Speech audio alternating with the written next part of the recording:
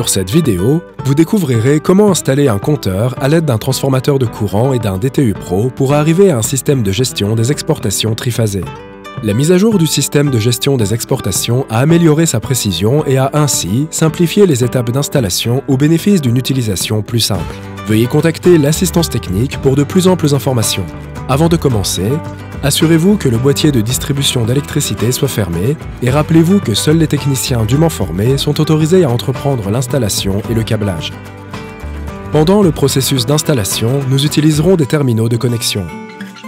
Le Hoymiles DTU Pro, le compteur triphasé Shint DTSU 666, une pince à sertir, une pince à dénuder, un tournevis cruciforme et un tournevis à tête plate, des fils RS485, une ligne d'échantillonnage de la tension, une extrémité tubulaire préisolée et une note technique de gestion des exportations du système de micro-onduleurs Hoymiles. De plus, pour faciliter la sélection, Hoymiles a mis à jour les compteurs et nous ne proposons désormais que 3 types de compteurs, tous équipés de transformateurs de courant. Il dispose de signes visibles pour la connexion ou le câblage ultérieur.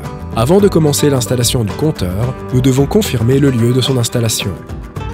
Étant donné que la plateforme de surveillance nécessite des données côté réseau pour permettre au DTU de contrôler la production d'électricité provenant du micro-onduleur, cette vidéo présentera l'installation du compteur du côté du réseau. Nous sommes prêts à commencer. Tout d'abord, installez le compteur sur le circuit. Au cours de cette étape, le collier de serrage doit être dévissé à l'aide d'un tournevis et déplacé à l'extrême gauche pour dégager de l'espace pour le compteur. Serrez le collier après avoir monté le compteur. Puis, il faut déterminer la connexion entre le compteur et le boîtier de distribution. La ligne d'échantillonnage de la tension. Cette image fait comprendre que les prises 3, 6, 9 et 10 du compteur sont des prises d'échantillonnage de la tension, respectivement connectées aux phases A, B et C. La prise 10 se connecte à la ligne N. Veuillez ne pas mélanger ces fils lors de l'installation. Puis, mesurez et coupez le fil à la longueur correspondante en suivant cette voie et dénudez et apprêtez le fil de connexion suivant les normes électriques. Une fois prêt, connectez le compteur au disjoncteur secteur CA à l'aide de ces fils et dans l'ordre. Veillez à la sécurité tout au long de la connexion. Nous venons d'achever l'installation du compteur. La deuxième étape consiste à installer le transformateur de courant. Avant l'installation, il faut déterminer le lieu de l'échantillonnage du courant. Les signes montrent que les numéros des prises ayant des astérisques sont pour les fils blancs du transformateur de courant et ceux sans astérisque sont pour les fils bleus du transformateur de courant. Ainsi, la prise 13 devrait être connectée au fil blanc de la phase A et la prise 14 au fil bleu de la phase A. Le reste des fils est connecté de la même manière. Suivez ces instructions pour terminer la connexion de la bobine secondaire du transformateur de courant au compteur. Ensuite, reliez le transformateur du courant au fil correspondant pour terminer l'échantillonnage du courant. Il nous faut d'abord faire correspondre la phase de la bobine secondaire avec celle du boîtier de distribution. Après, vérifiez que le sens de la flèche soit le même que celui du courant. Vérifiez la position de montage du transformateur de courant pour vous assurer que la connexion soit bonne. Le compteur et le transformateur de courant sont déjà connectés au boîtier de distribution. Enfin, il faut connecter le DTU au compteur. Nous utiliserons ici un câble de communication. Le fil bleu doit être connecté à la borne B et à la prise 25, et le rouge doit être connecté à la borne A et à la prise 24.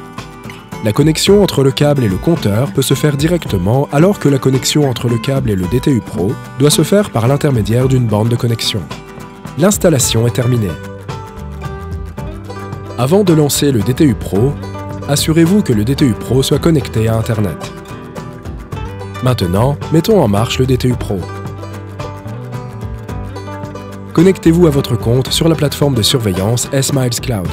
Vous devez, tout d'abord, créer votre propre centrale et indiquer les informations de base. Cliquez sur Suivant, puis sur Créer un propriétaire.